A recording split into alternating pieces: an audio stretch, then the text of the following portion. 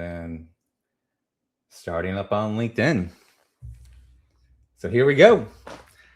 All right. Wow, lots of people already so far in Discord. Got a couple people out there in LinkedIn. Let me go ahead and make sure I get everyone's attention. Welcome tonight. We got a very special guest with ASGC tonight. First of all, I'm your host, Justin Williams. Amir couldn't make it tonight. He is spending time with his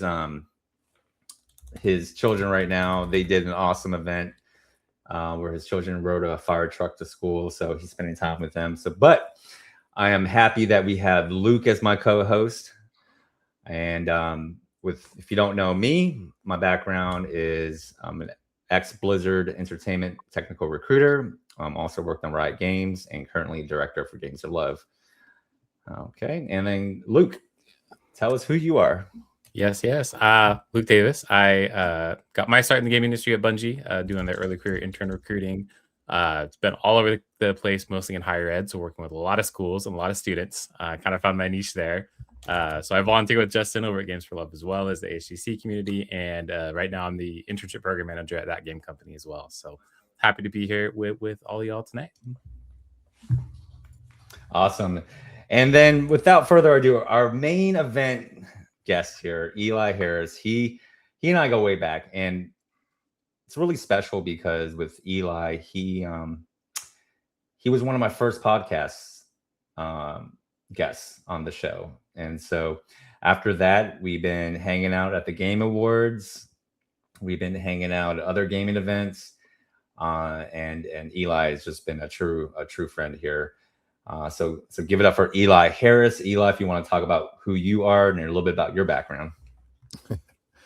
I appreciate that, Justin. Yeah, I'm an award-winning actor and voice actor, Eli Harris.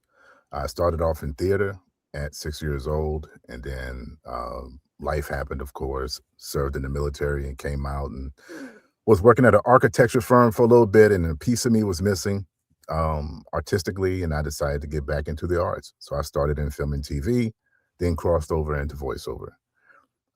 Justin, I appreciate that, man. Justin, yeah, we definitely go back. Justin looked out for me and got me into my first Game Awards and a Games Beat. So anytime that Justin needs something, I'm here for him. Appreciate that, homie. Well, I just want to get straight into it here because this is the question that probably gets asked a lot. We had some amazing guests before, right? We had BD, we had game designers, artists, we had executives, we had recruiters. But voice acting is something special. It's something special in my heart because most people don't realize that voice acting is such the heart of the game, right? If you don't have great sound effects, music, voice acting, the game is not polished. And so one of the questions I think most people kind of get confused is like, what's the difference between a voice actor and a voiceover artist? Okay. First of all, voice actors, we're the soul of projects. You know, we people, they live and breathe. We give the life into the character so they can feel what's going on, so it can resonate with them. That's all soul properties. But the difference between voice acting and voiceover is more so like announcements, narration, commercial work. Voice acting is character, it's performance, immersiveness, giving the full experience, embodying a totally different character.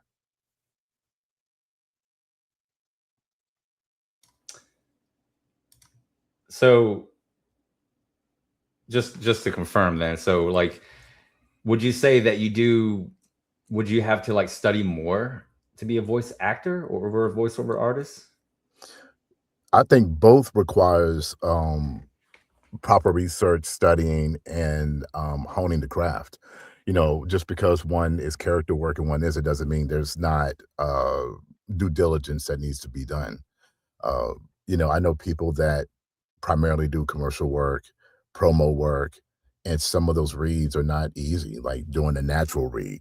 You know, that was one of my Achilles heels, and I had to really get training for that because it just didn't come natural for me. So I wouldn't say one is more than the other. I think, no, both require uh, proper training and work. Now, for me, the more fun is obviously, voice acting, taking on other characters and becoming other characters and breathing life into characters, be it animation or video games.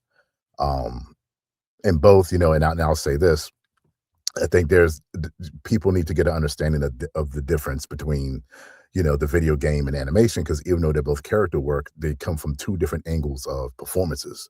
So with animation, we are entertaining people. When people sit down and they watch, whether if it's, K-pop Demon Hunter or, whatever they're watching, they're sitting down to be entertained. And so we come at it from a performance standpoint of the entertainment value. Video games is immersive. That means we draw you in. So no matter what game it is you're playing, like you worked at Bungie, so we're talking Halo, right? So when we're playing Halo, I'm Master Chief. You literally become these characters. And so then my job performance wise is to draw you in and get you more emotionally involved into the character. So now that you become this person, both is a form of escapism. It's just a different form of it.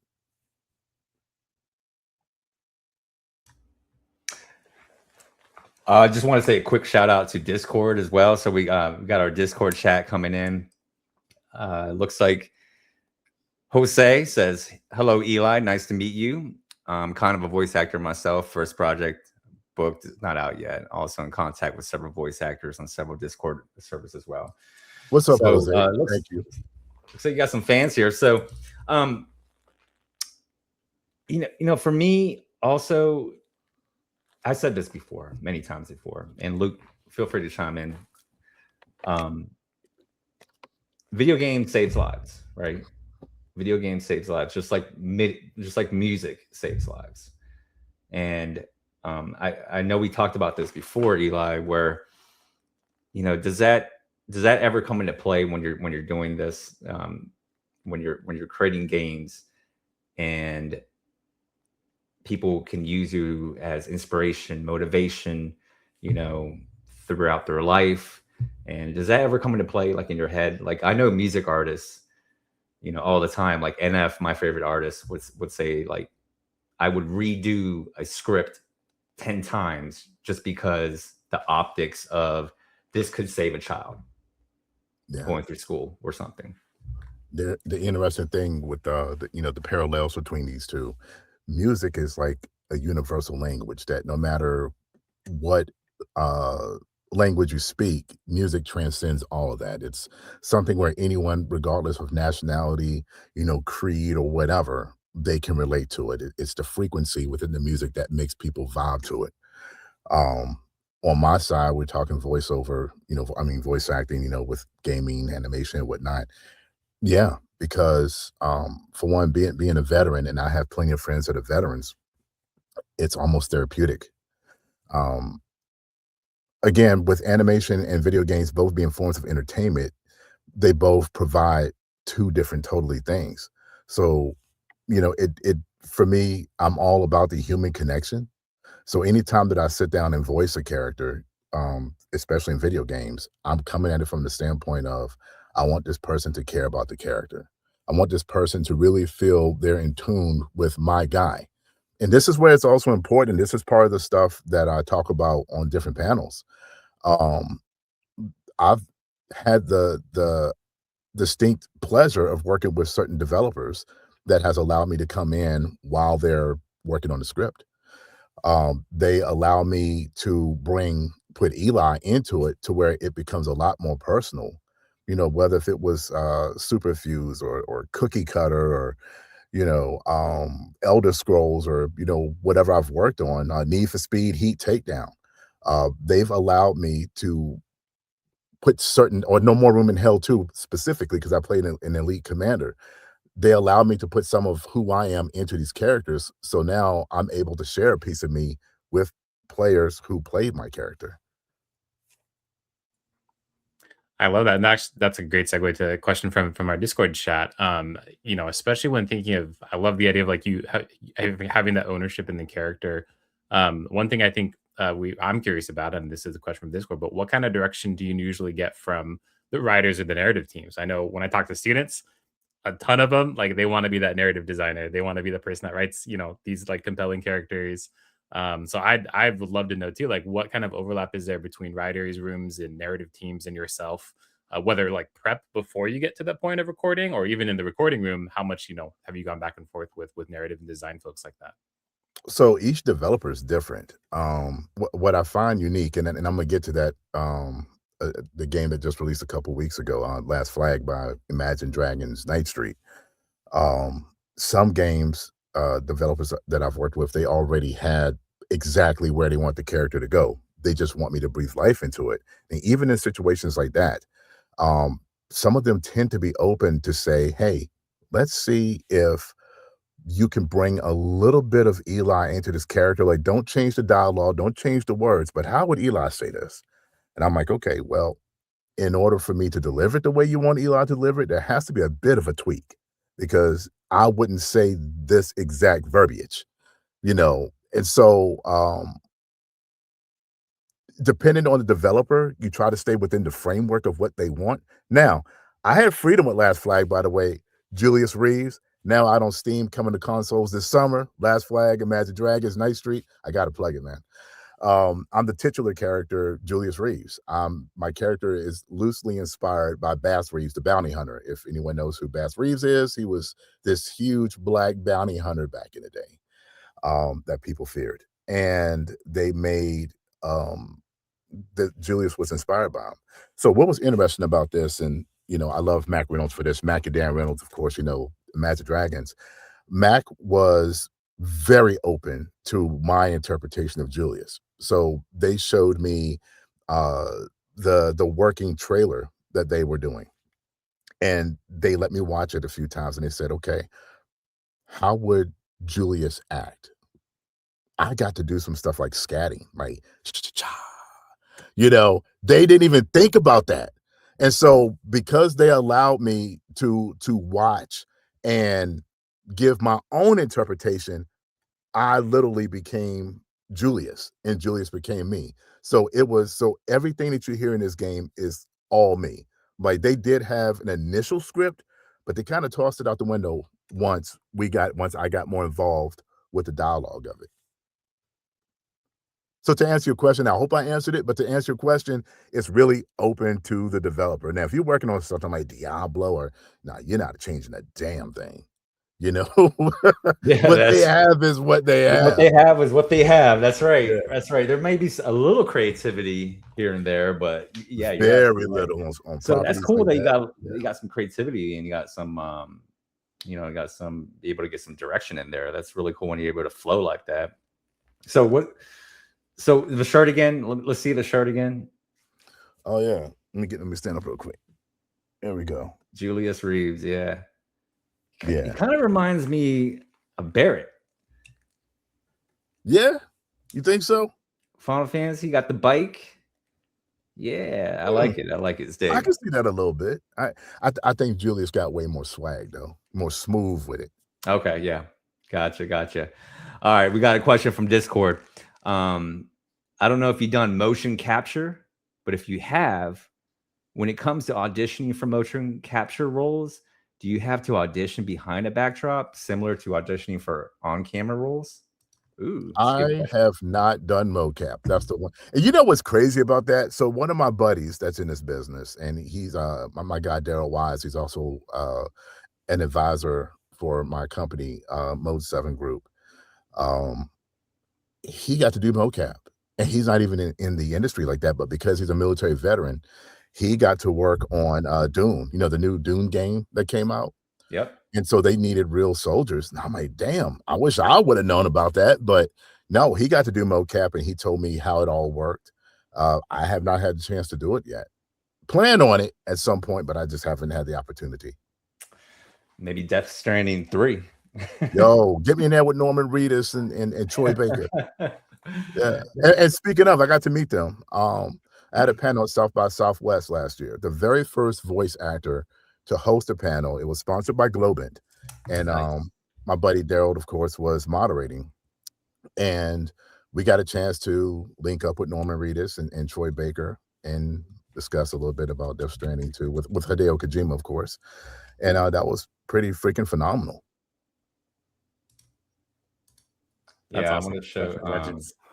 Was that at the Game Awards? No, this was South by Southwest down in Austin, Texas. Nice. Okay. So, Nice. yeah, nice. Let's see if I can show a little. Can't.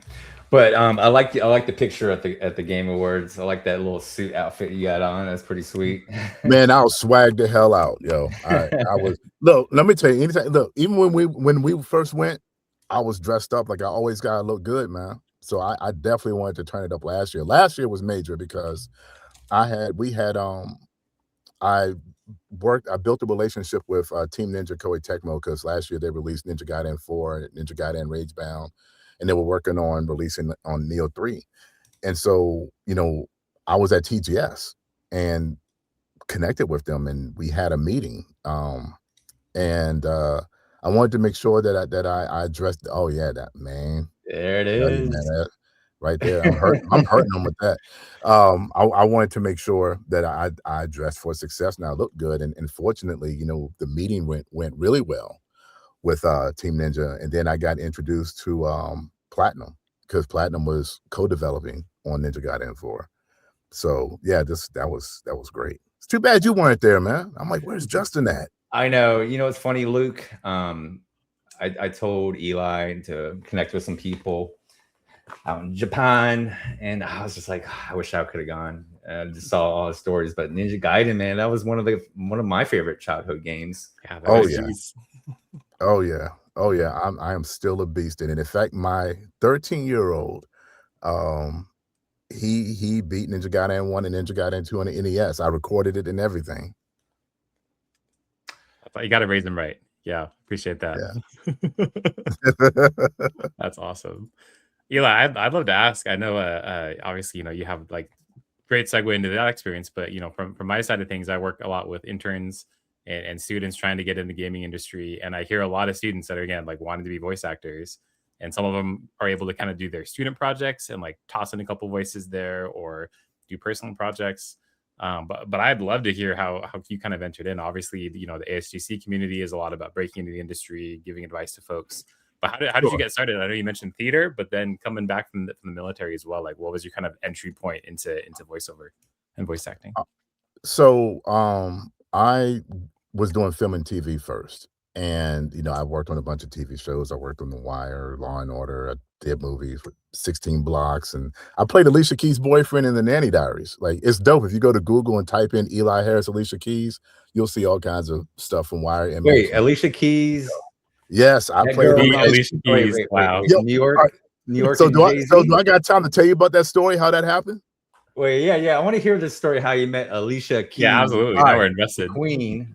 Okay, so I was staying in Brooklyn at this time, and of course, my main residence, my family's in VA, and I was shuttling between back and forth because at that time I was working a lot, and so my agent calls me up on a Friday, and they like, your agents never call you on the weekend. They call me on a Friday. And it's like, yo, we need you in Manhattan Sunday at this particular time. We need you to meet on this particular corner. Got an audition for you for this new movie, and it was called Red Umbrella at the time because they had it, that they had it codenamed or whatever.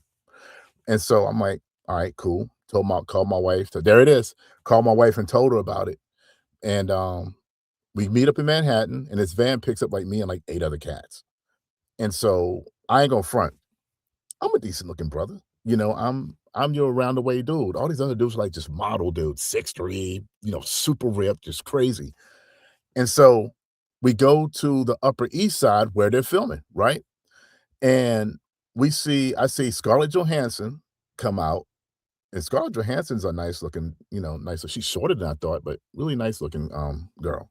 So my agent, she is there on the set already. I'm like, where are we auditioning? Like, what exactly are we doing?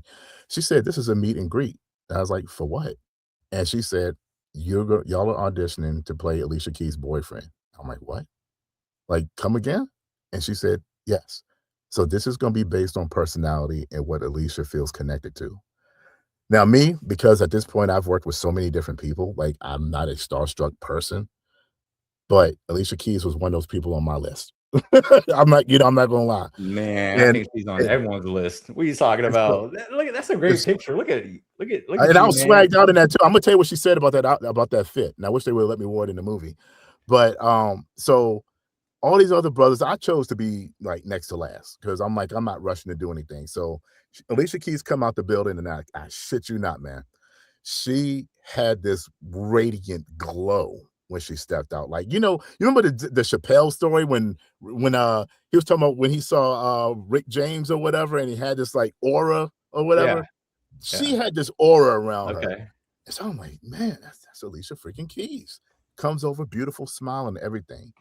Everybody's introducing themselves and laying it on thick, right? Right. You looking good, whatever, blah, blah, blah. She comes to me, she just smiles and said, I'm Eli Harris, pleased to meet you. Kept it short and simple. We all get back in the van, get shuttled back to Manhattan. I go back to the apartment I'm staying at. I get a call from my wife, right? My wife calls me like 3 hours later, and she's like, congratulations, baby. I'm like, congratulations for what? They called her, not understanding that, the number they had was my VA number and not my New York number. They told her before they told me that I got cast for the part, right? And so I had to be at Wardrobe the following day, like it's moving like this, because they were filming that Wednesday. I had to get to Wardrobe Monday, do run-throughs on Tuesday. So to make a long story short, we do that. Oh God, there's so much connected to this story. Because some people that did me real greasy on a project I worked on end up being on this joint too, but they were extras, right? And so I get over there, they have my trailer and everything, and Alicia's assistant comes over to me and walks me over to her so we could do our walkthrough and everything, blah, blah, blah. And she's like, my agent, of course, was there. And so I'm sitting over at the tent after we do our walkthrough, and her assistant comes over. She says, you know how you got the part, right? And I'm like, nah, not really. She was like, the directors didn't really want me, right? But they left it up to Alicia. And Alicia picked me because she said that I was the most like the type that she would date in real life. Now, that blew my freaking head up. You know what I'm saying? And, just character-wise. So that's how I ended up getting that part, man. And Alicia, and people ask me, like, do I still talk to her? I'm like, nah. After we did the project, her and her then boyfriend had an album release party at Webster Hall that I went out to support, and that was like the last time I saw her. But no, she was like down to earth girl next door, super freaking cool, man. Her and her mom's funny. But yeah, they real cool people, real cool. So I know we went down a rabbit hole of that. So what was the initial man. question? I mean, it's a good rabbit hole. It's a good rabbit hole. I mean, it's Alicia freaking Keys. I was like, there's only so many people that I could say that have people that Alicia Keys would date, Only so many people that can say that line. I was definitely the envy of my friends. I ain't gonna lie about that, but yeah. So no, but she was mad cool, man. So much respect for her. Yeah. The initial question was kind of. Oh snap! I'm sorry. Yes, so how I got the VA? Okay, so film, TV. Sorry about that. I got stories for days. My PR, Tanisha, she always says it's story time with Eli because I got so many daggone stories. Shout out to Tanisha. I know that she's watching. So, all right. So after that, I decided like my work started drying up. In our business, there's just such ebbs and flows, and I think people really need to understand that when it comes to the entertainment business in general. It's a lot of ebbs and flows. It's real high and lows, and you have to be built for this shit. Excuse my language. I'm sorry. You have to be built for this. So I decided I wanted to get into voiceover. Like I wanted to voice video games because I've been a gamer my entire life. Like it started with me from the Tandy Color Computer 3 TRS-80. And so not understanding that I had to start over. So my agent, managers, everyone I had on the film TV side, we don't work in voiceover. So I literally had to start from scratch. Animation and video games were the hardest to get into. And we're talking 2018, 2019, when I got into this pre-COVID, where you had to have agents that represented you in LA, New York, wherever. There was no remote recording. So it was incredibly difficult. There were projects that I took on for banana pay, for little to no money, just to build up my portfolio. I really didn't have the capital to get the demos put together that I wanted to get put together. Um, Demos for what we do, it starts around 3,500 if you get it from a very solid, reputable video game producer to get a proper demo. I was fortunate enough that I connected with a kid that was in college that was building his portfolio, that was a sound engineer, and he was actually really freaking good. So I only paid him like a couple hundred, I think, to get a good demo put together, and then I just started shopping myself.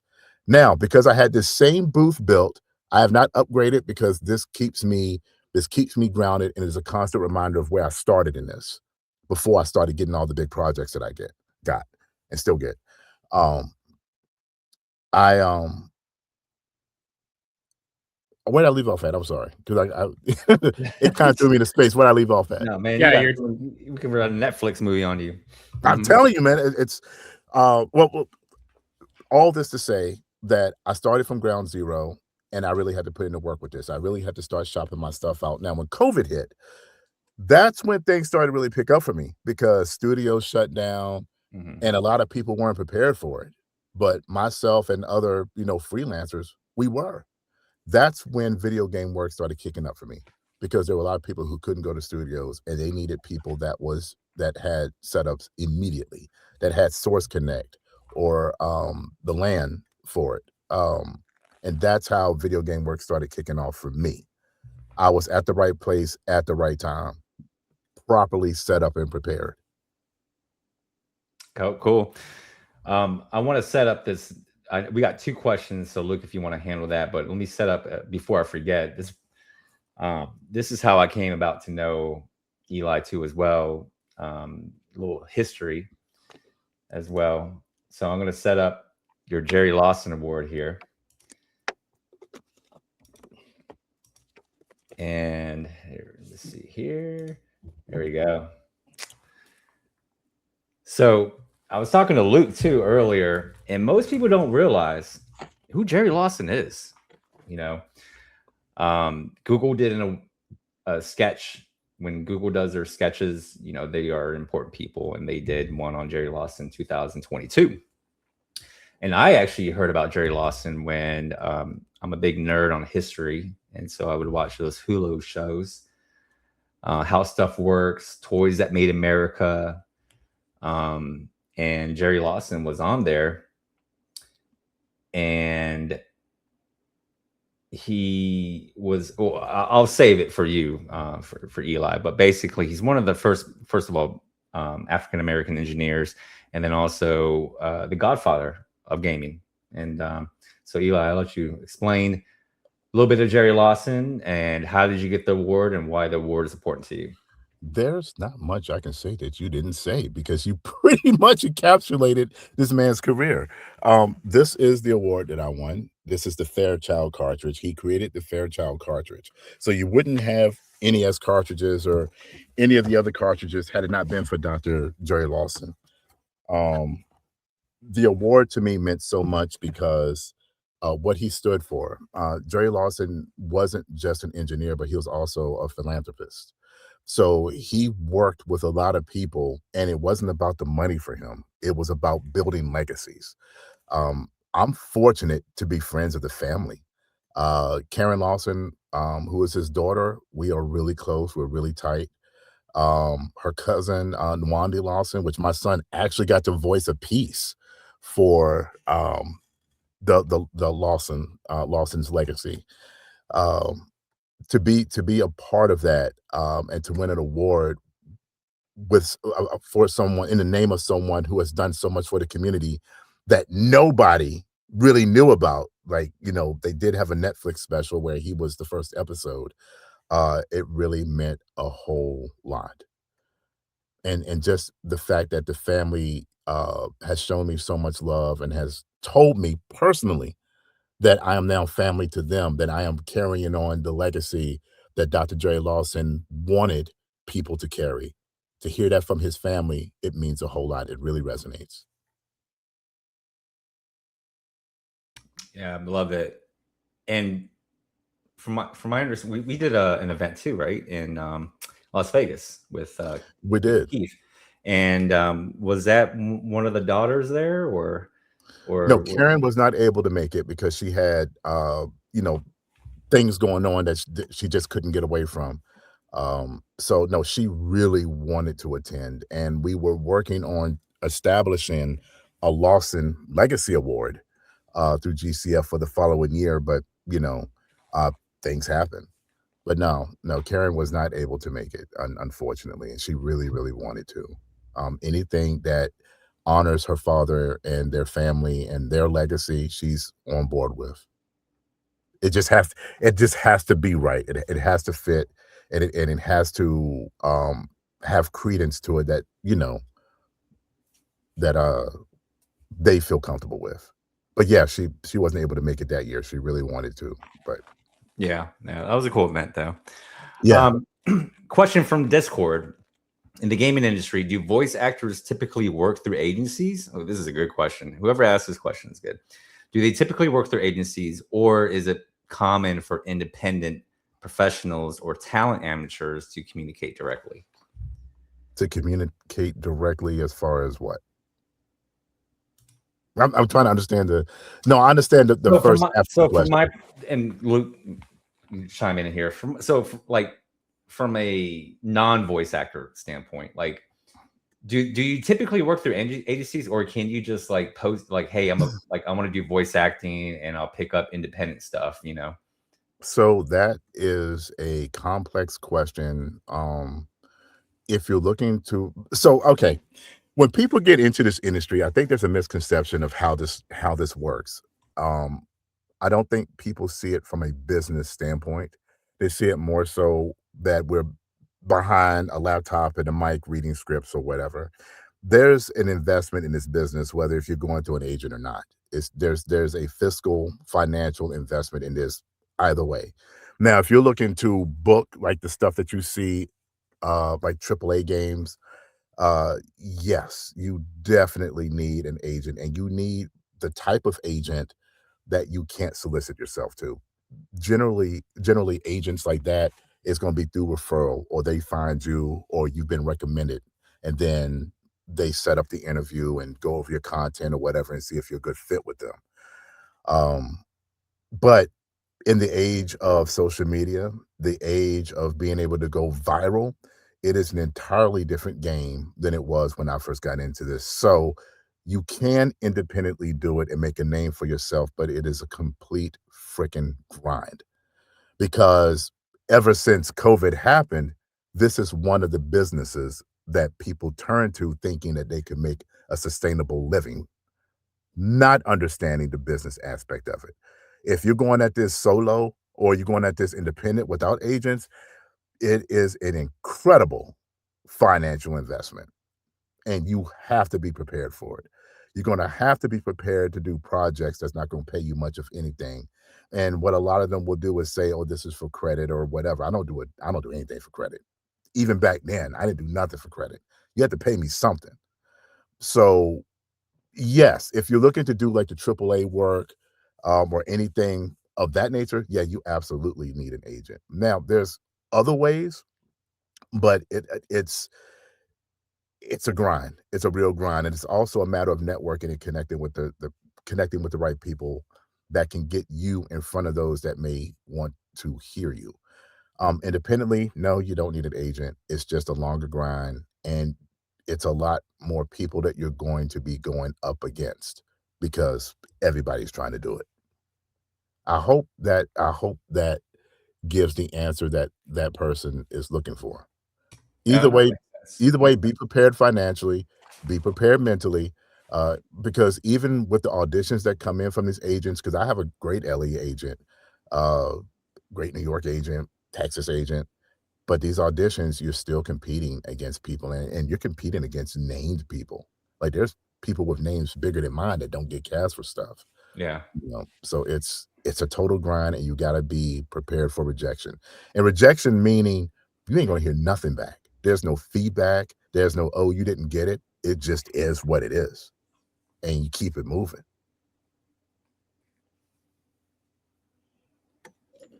No, that's great. And if you're down, I'd love to kind of jump a little bit into the booth a little bit too and kind of hear. Obviously, the demo reels. Looking at your website before, I think this is a great example of, especially from my end when I talk to students, how to present yourself. I think you're a great example of like you need to present yourself. You need to have the demo reel. This industry is tough. Gaming, TV, film, whatever. It's tough. You're not going to earn a spot unless you have the chops to back it up. So I think knowing how to present yourself is great. Let me say this real quick too. Something that is really big in the industry now too is your digital footprint. You really have to make sure that your presence is a respectable one because they will search you. They will, like, before any agent takes you on, they're going to research you and see what you're about. And if they see some crazy stuff out there or some stuff that you posted or did or things that may be, controversial or whatever, regardless of your talent, they may not rock with you just because of what you got out there on a personal tip. So for me, you'll never find anything personal about me out there. Not at all. Everything about me is work related. So you got to remember that whether if you're being represented by an agent or if you're independent, you are a brand. And you want to get people to invest in your brand. They have to be able to look and see, is this person going to represent Atlas? Is this person's presence going to represent CAA or whoever? Is this person's image going to represent my brand and my company? If not, they're not going to sign you. No, that's huge. I love that. I do want to pop over back to one of the Discord questions too. I know we got the demo reels up here, but one of the questions from Discord was kind of about the different types of scenes that you might be performing. I think they call them barks when it's just like these little pieces of dialogue, the Halo, like they're around the corner versus like a scene. So the question is specifically like, let me pull it up here and make sure I can read it. But how does performing for like a dynamic, non-linear interaction, like dialogue while blowing something up, vary versus a more linear, like cinematic story cutscene? Do you have a difference in approach to how you done those? Is there a difference approach, or do you feel kind of similar with maybe like a scene that's more on the short barks, you do it 20 times versus like a more dramatic scene? Oh, I love the more dramatic stuff. It's no contest for me, because I'm an emotional person in general. So if I can delve into the character and get into some great dialogue, I feel more connected. The barks be tearing me up sometimes, man, because it's a lot of yells, it's a lot of screaming, it's a lot of and you have to do that like so many times to get it right. You have short ones, medium ones, long ones, super exasperated. When I did No More Room in Hell too, I think we recorded for 4 days. One day was dedicated. I had a 2-hour, almost 3-hour session that was dedicated to nothing but barks. That was very vocally taxing. So no, I personally, love the narrative driven dialogue, get into the meat and the crux of the character. Because again, it's about the human connection for me. So I want people to feel. Do you have a just a vocal warm up? I was a musician, in school and growing up, and training your voice and vocal warm up. Do you have like a routine? I'm thinking of the barks. Like that sounds like a tough session to keep your voice that long. How do you keep your voice, especially in those like harder sessions? Oh man. I loosen up my jaw. Like, jaw. I'm not gonna do it now because it looks really weird. But I have jaw exercises that I do. Something I learned a long time ago. This is when I was a kid, back when I used to go to church all the time. And my mom, she ran a choir, and I sung on the children's choir. Don't ask me to sing now. Lemon water. I love lemon water. I remember the lead singer on the adult choir would always suck on lemons before.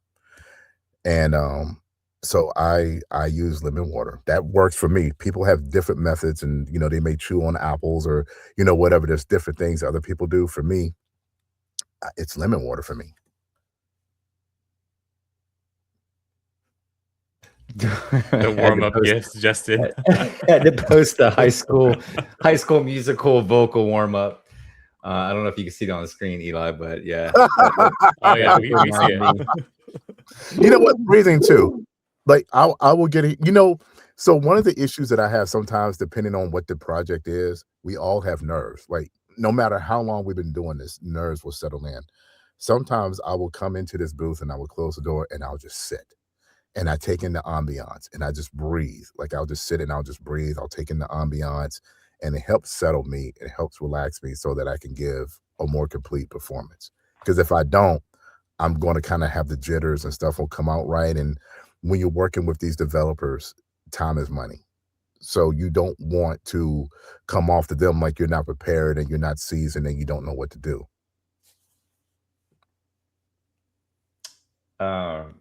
We got a question from or not from Discord, but it looks like LinkedIn maybe. So not to like advertise for competition. Person's been getting ads for Steve Blum's program for voice acting. I don't know if you heard of that, but Backstage, I think it's called. So is it like an uptick in entry level reach? Outside looking in, obviously very much not in his space, but kind of just glanced at that. Can you talk about the entry level people looking to get into this space? That's a good question. So I don't comment on what other people post on their ads. I, for the most part, respect people's hustle and what they set out to do. Steve Blum's done a lot of good stuff, though. I don't know anything about his course or what he does, but he's been in the industry for a minute. So I mean, his reputation is pretty freaking solid.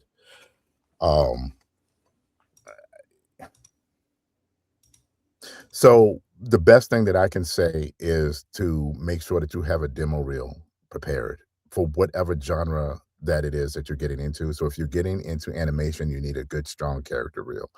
If you're getting into video games, you need a strong video game demo. And reason being is, for one, if you're looking to start doing voiceover and trying to get into it and you have nothing to show that you can perform anything, no one's going to hire you. You got to remember that you have to invest in yourself. And it's not doing impressions. And that's a mistake that I'll see people do sometimes when they send me stuff, is that they're doing impressions, and impressions is not voice acting. It's doing impressions. Now there's a niche for that, but that's not voice acting. That's just doing impressions. You want to make sure that you have the best materials available to market you and get someone to believe enough in you to cast you on a project. If you invest in yourself, others will invest in you. Make sure that you have some form of training, because it's not just looking over a script. It's understanding and breaking down a script. It's understanding the proper punctuations and knowing where to add certain inflections. You want to make sure, like when you hit the end of a sentence, that you're not upselling, knowing when to go down, knowing how to deliver certain lines in a natural cadence, instead of coming off like you're reading. So in order to do that, you have to have had training that teaches you how to properly break down a script. Also, and this may sound kind of like a Captain Obvious thing, watch the shows that you're interested in, because when you watch certain shows or if you play certain games, you can get an idea of how the performance works. And then you take that and you make it your own. You don't emulate it. You don't copy it. Don't emulate or copy anything. That's the mistake that I made initially when I got into this is, for instance, Keith David is one of those people that is just one of my freaking favorites. Same as the late, great James Earl Jones. I made the mistake of trying to sound like them. And it took a colleague of mine to tell me, they got Keith David, they got James Earl Jones, give them Eli Harris. And that's when I started to find my identity with whatever imperfections or whatever it is that I have. They're looking for you. What is it that you could bring that's uniquely yours, that could be identifiable as yours to this project that makes people want to be interested? Find your identity. Make sure that you're locked in on a genre that you want. Get the proper demo put together. Make sure you have training so you can understand how to break down a script. And lastly, you have to know how to take direction. And as easy as that sounds, taking direction can be difficult, especially when you have clients that aren't necessarily locked in on exactly what it is they want. I can say 50% of the time, they're kind of looking to see what it is that I bring. And that also helps give them a better idea of how they want certain things delivered. Because with some of this, it's like they have a general idea and concept of what they want, but they haven't quite heard it yet. So they want to know, what is it that Eli brings to this particular part that will bring this character alive? And you have to find your own identity in order to do that. Yeah.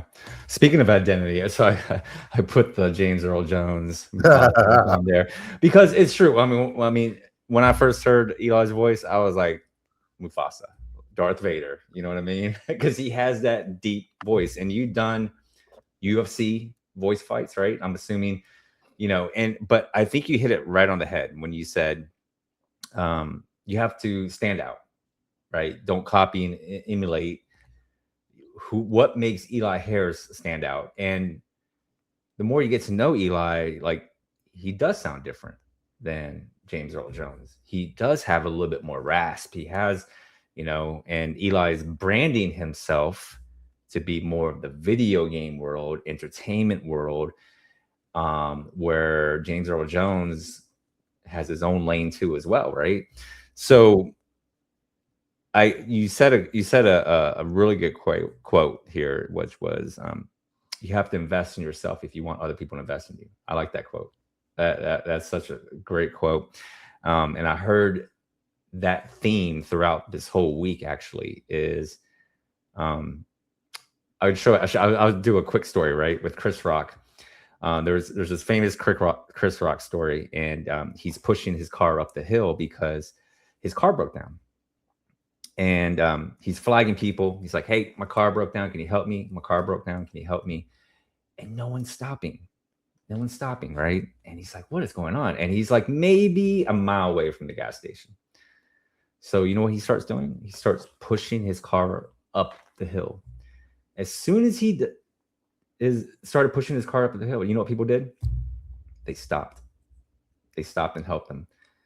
And Chris Rock said, that just shows that people are not willing to just, give Eli Harris the reins to all of these contracts. Eli has to put in the work. And once Eli is putting in the work, then people start naturally helping him. Then people start naturally saying, you know what, let me give you a pass. Let me help you out. Let me give you a connection. But if Eli wasn't putting in the work, he wouldn't get those connections. He wouldn't get those network referrals and stuff like that. So I just think that was very powerful here. Justin, I tell you, the amount of projects that we have slated right now that's being worked on, and this isn't just from the voiceover realm, it's because I have become an entire brand and entity with a team around me. It is staggering, and there's so many announcements that I just can't wait to freaking announce. I've been posting stuff lately about the meetings that I've been having with Sega. There's a lot of things on the horizon right now that we're all really excited about, and I can't wait to share it. There's a saying that I have with my kids, because they do voice. My youngest does voiceover. My eldest, he does music, but they both are also exceptional athletes. And the thing that I tell them is, no matter how much me, your mom, no matter how much we love you, no one should love you and believe in you more than you love and believe in yourself. And when you believe in yourself, people feel that energy and they're going to believe in you and buy into what it is that you're doing. Yep. So true. So true. Question from Discord chat is, got one more about after bringing up the Channel F and the Lawson family. Did you play a Channel F console? I did not. Oh, hold up. I got to show that image. This, if for anyone who did not play a Channel F console. Yeah, I was like, I consider myself a gamer nerd. I don't think a Channel F. That is back in the day. Oh, that's awesome. Okay, let me show you this because I think I popped it up earlier, but y'all might not have seen it. This is my award. This is the award that I won. It is very well done. And it has a Channel F cartridge right there in it. Ooh. That's cool. Oh, yeah, it's in the picture, the yellow. That's awesome. That there it is. Channel F, everyone. Channel F cartridge. You can sell that on eBay. No, never that. No. This will be buried with me when I die. Yeah. Oh man, that's so cool to have something like that. We had Chris, can't say his last name. I always butcher names, but we had Chris from Amazon. He's one of the OGs with Steve Jobs and Bushnell, right? Atari. And he showed us one of his first Pong boards. So having like a Channel F cartridge, the first Pong boards, like, oh man, it's just so inspiring. Like, I wish I had something like that. Luke, do you have anything like that at home? My closest is my original Game Boy Color. That's about all I got. Hey, that works too. Maybe someday it'll be worth a lot, but probably not. We got next question here about the original Game Boy, even though it was dot matrix and basically like black and yellow. There was a certain charm about it that just, even after Game Boy Color came out, people were still playing the original Game Boy. I got like 2 of the original Game Boys. There's something about it,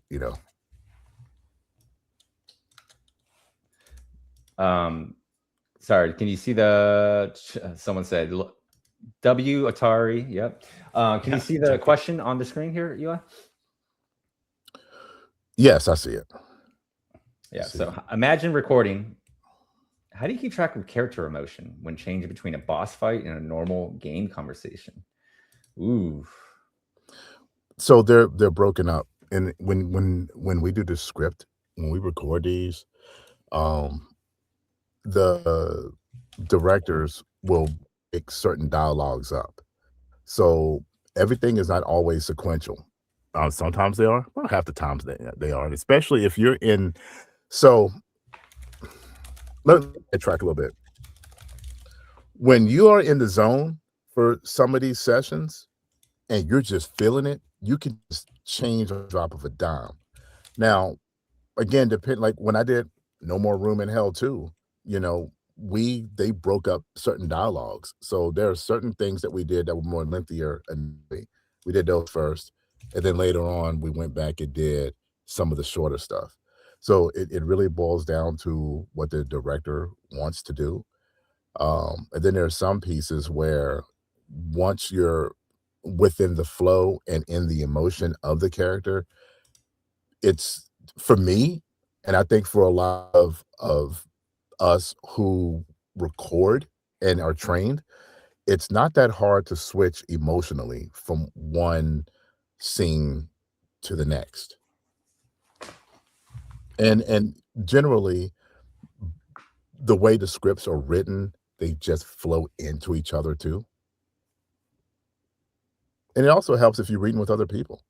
I've been on sessions where I'm interacting with another voice actor, and you feed off of that energy, and you're like elevating each other. So it's almost like this vocal competition of, yo, I'm gonna nail this. No, I'm nailing this. No, I'm nailing this. And it brings the best out of you. Yeah. I showed on screen the Final Fantasy 7. You got mini Eli Harris there and Cloud. But I've heard the voice actors, they would like literally yell in each other's faces, right? Or they would puff up on someone, right? Like, you know what I mean? Like intimidate someone in order to get that realismness out of the voice actor. So it'll be kind of cool to see that behind the scenes in the studio, to like, if Eli's playing like the bad boss character. Have you ever played like a bad villain that is like normally not your style? Because I know you play heroes. Have you ever played a boss or a villain? Yes, I have. There was an RPG that came out a few years back called Killer Jinn, and I played as one of the Titans. Yes, I have. I have a couple of times.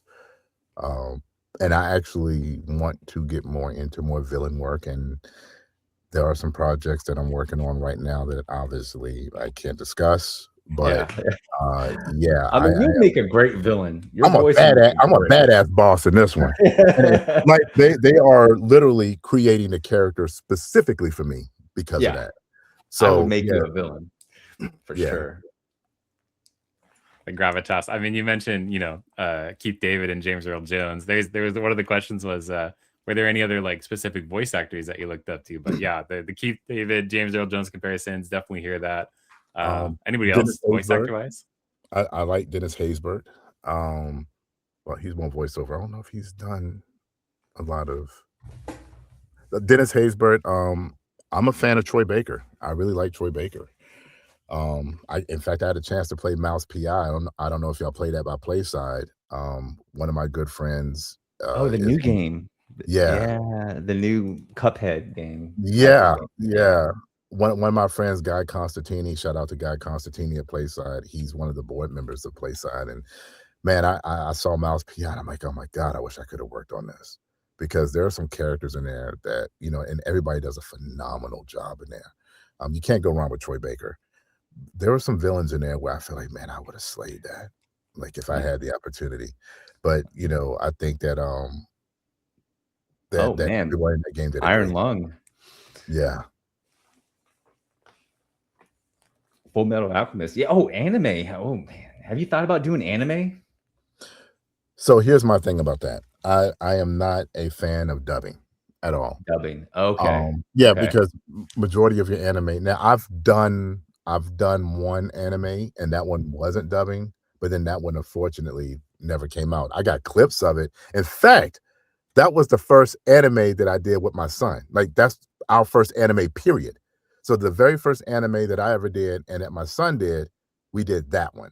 But that one never came out, and so I can't really mention that title. But I do have clips of it, ironically. Okay. Another question from chat is, what advice would you give your younger self breaking into the industry? Ooh, I like that. Patience. I think one of the biggest issues that a lot of us have, and even established people, we have a problem with comparing ourselves to others. We'll see what other people are doing or some of the milestones other people are achieving or some of their wins. And we kind of look at it and be like, okay, why am I not there? Like, my talent is just as good.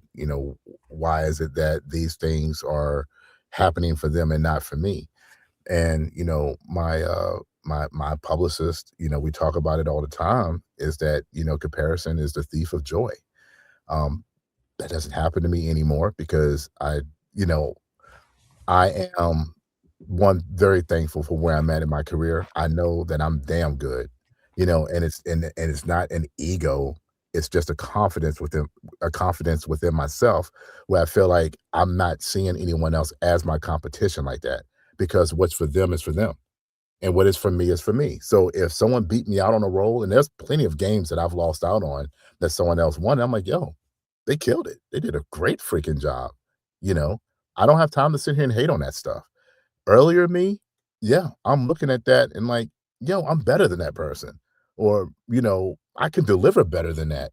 Like my acting chops are way stronger than that person's. But then I found myself being miserable and frustrated and annoyed. And then it took away the energy that I could have been putting into being better and elevating my craft and myself.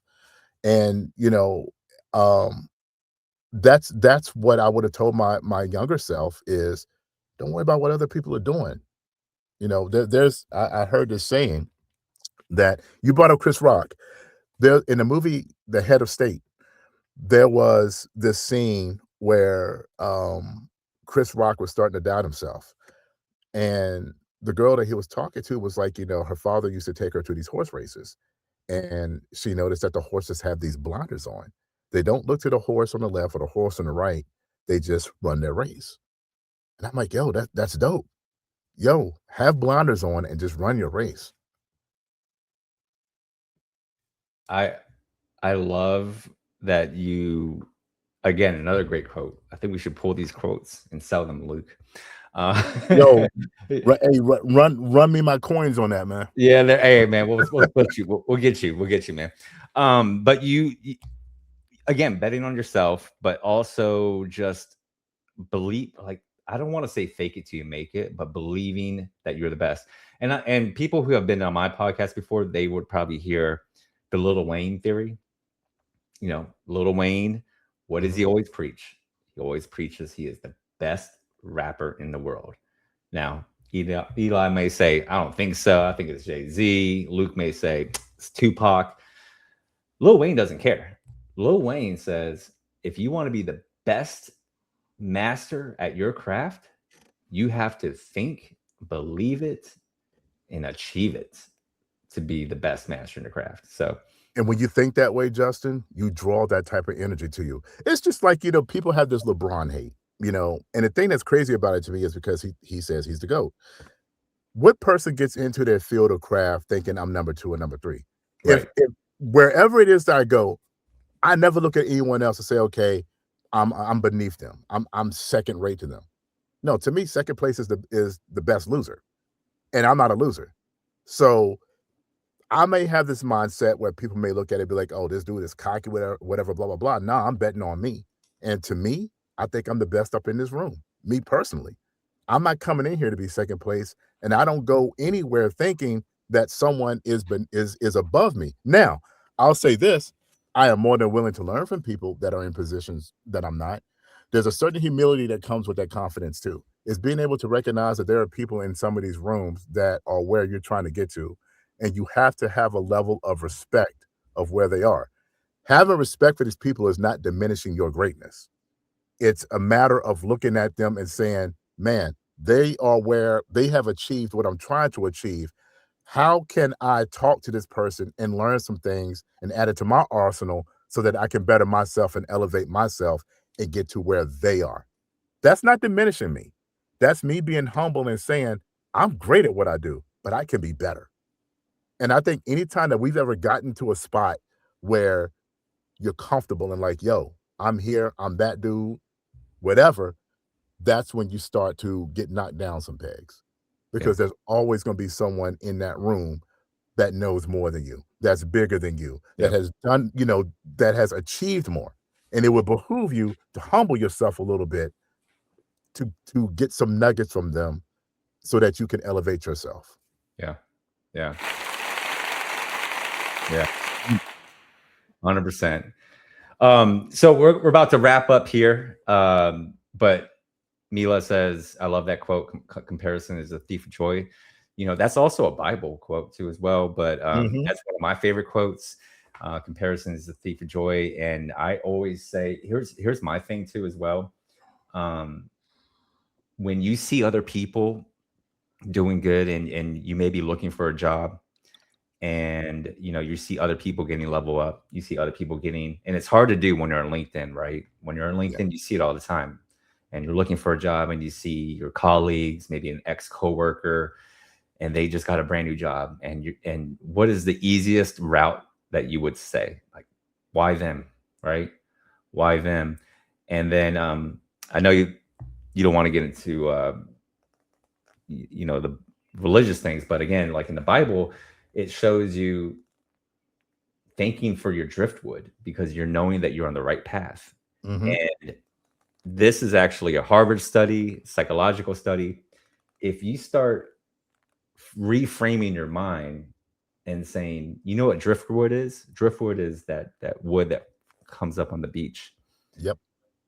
And if you say, you know what, thank you for showing my driftwood, right? Showing me a sign, showing me the wood coming up on the beach that you normally don't see, it says that you're on the right path. You're on the right path. Your win is going to come too. So instead of wasting that energy by saying, why them? Why them? Why not me? Which is so easy to do. Just start thanking people, and you will start seeing that it's going to come back around to you as well. That's two things. Great quote. Two things real quick with that, Justin. For one, you are probably, and I work with a lot of people, a ton of people. One of the things that I've always respected about you and appreciated about you is how you always want everyone to win. Yeah.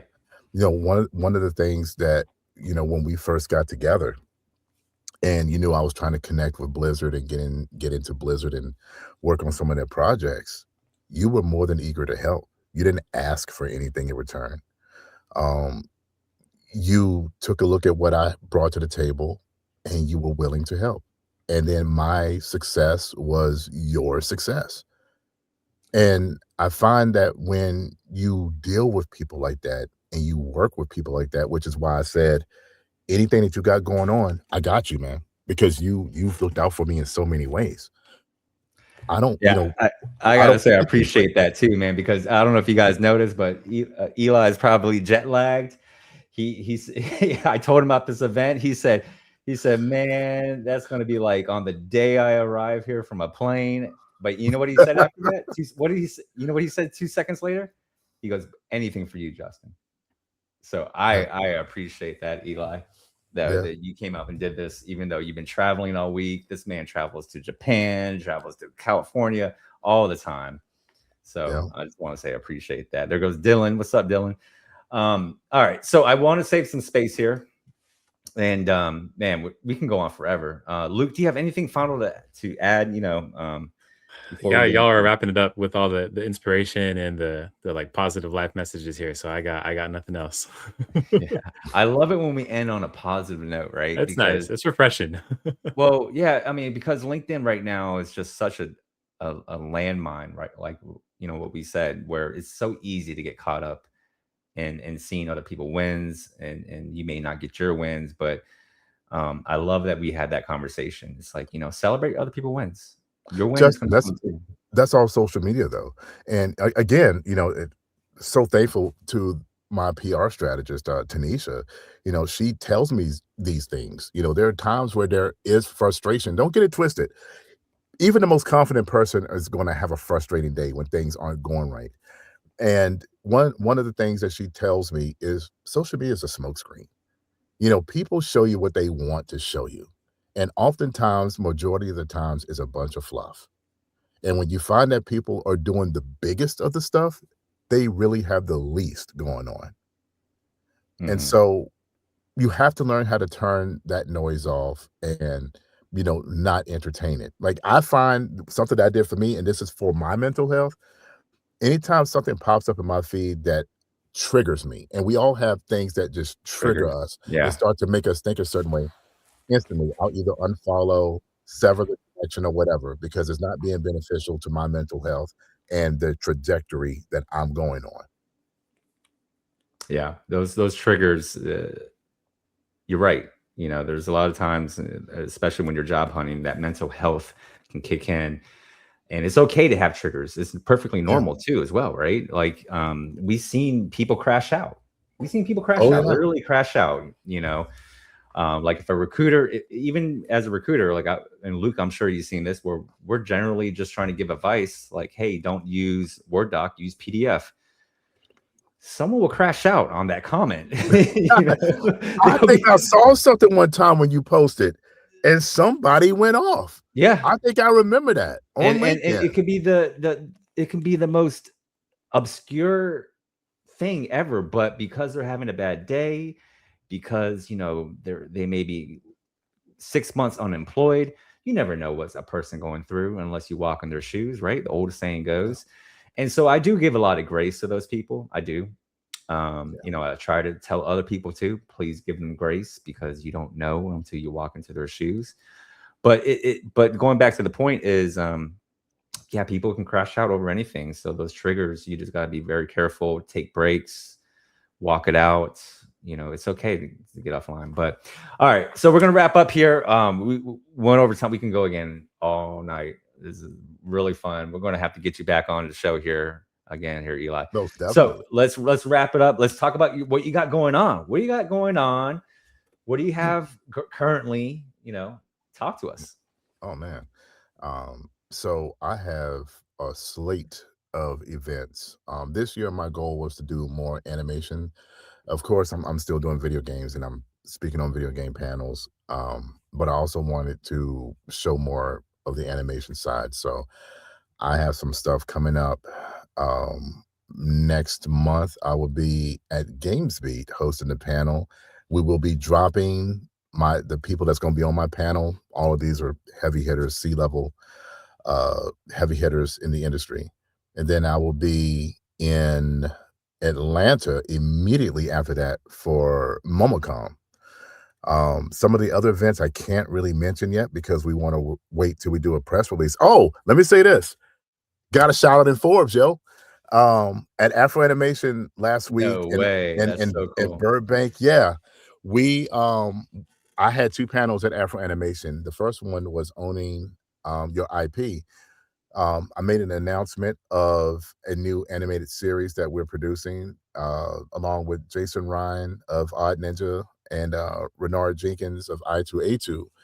We're producing B Style, which is it was initially a trilogy of films that I was working on since 2010 and a TV series. We're now making it an animated series. At that time, we had Adolfo Shabadoo Quinones, Ozone from Breaking, and we had Genuine and a couple other people attached, but things fell through.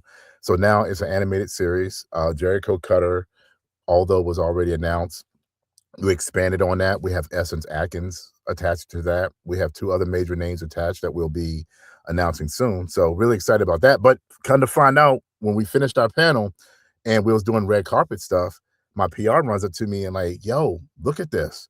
Forbes did an article and they had my panel and my team mentioned in Forbes. And that's a major milestone for us. That's huge. That's huge. I will be at TGS again this year, Tokyo Game Show. Tokyo Game Show. I might come with you, man. Hey, look, we got some major things going on with that. So I know. And there's a few other events. So y'all just gonna have to kind of like, like I always say, stay tuned because I'm posting on all my socials. Follow Eli. My publicist, she will post a lot of it. So y'all can get in touch with my PR at T Nicole PR on Instagram. Of course, I'm on LinkedIn, Eli Harris, Facebook, Eli Harris, X. I think I'm Mr. Eli Harris on there, and I'm Mr. Eli Harris on Instagram, and I'm on Blue Sky as well as Mr. Eli Harris. Yeah. She handles all those accounts, those other accounts. So awesome. Follow him on LinkedIn. Everyone, he posts all his reels all the time. So I love seeing those YouTube shorts. Oh, and I can't give an announcement of a game that's dropping because they already announced it. So Blood West. Blood West has been around for a couple of years, but they are dropping a major DLC within the next few weeks, and there's some heavy hitting names on there. And so I'm voicing one of the primary characters, and I don't know if I'm a villain. I don't think I'm either or, but it's called Blood West. It's a first person shooter, and it is. See if you can pull it up. There it is. Yep, I got you. I've never seen the trailer for this. The art style is really cool. Yeah, so I'm in the new trailer that they dropped last week. Nice. Holy smokes. Yeah. So really, really excited. Very positive reviews too. Whenever a game has very positive, that game's gonna be good. And if you're cool, I know we're catching at the end here, but speaking of socials, we have one last minute question come in, especially on the entry level, smaller side. Does not having as big of a social presence hinder your ability? I mean, you just mentioned branding and making sure you're out there and you're known in your own brand, but like, do you have advice for that for someone who's maybe smaller or starting off? Yes. Put yourself out there and connect. Connect with people that are reputable. I mean, to be honest, I don't like social media at all. So the only reason why I have it is because of my work. And so I don't have like millions of followers or even 6-digit followers, but what you got to look at is the people that you are connecting with, because I'm going to tell you this, a lot of the people that need to see you, they may not like, they may not comment, but they will view your content. So I wouldn't get personally, unless you're trying to be an influencer, I wouldn't really be too concerned about the amount of followers. What I would be focused on is the quality of the people that's looking at my content, the quality of the content that I'm putting out that's getting the eyes on it of the people that I want to work with. Target those people that you want to work with and connect within that network. Yeah, that's great. Great advice. All right. Thank you. All right. So we're wrapping up here, everyone. Thank you. I know we're just over time, but Eli definitely deserves he deserves recognition here. My good friend. Can't wait to see him. PAX West, the Video Game Awards, Games Beat. Meet him there. Go check out his new games that we've been advertising all night. Discord, I've been loving the gifts and the memes, and they're all shouting you out there. LinkedIn, thank you guys for dropping by. I appreciate you all. Thank you. Pleasure for being a co-host. Amir had to do family event, but appreciate you stopping on by here as well. And then for Discord, if you guys want to hop over to Open Networking Voice Channel, as always. But Eli, any final last words? No, hey, look, I really appreciate you, Justin. As always, anything you need, I got you, man. Luke, it was dope connecting with you, and I'm a little jealous you got to work with Bungie, man. So that's really cool. Halo was one of those games I wouldn't have mind, being a part of, but no, I really appreciate it. And if there's anything that I can impart on the listeners is believe in yourself, man. Like, you're gonna have a lot of people that's going to try and discourage you. Watch who is in your circle, because not everybody that's in your circle is a supporter. Some of them are spiritual and emotional leechers, vampires. Watch who you have around you. Surround yourself with solid people that believe in your vision, but most importantly, believe in you, because no one's going to believe in you more than yourself.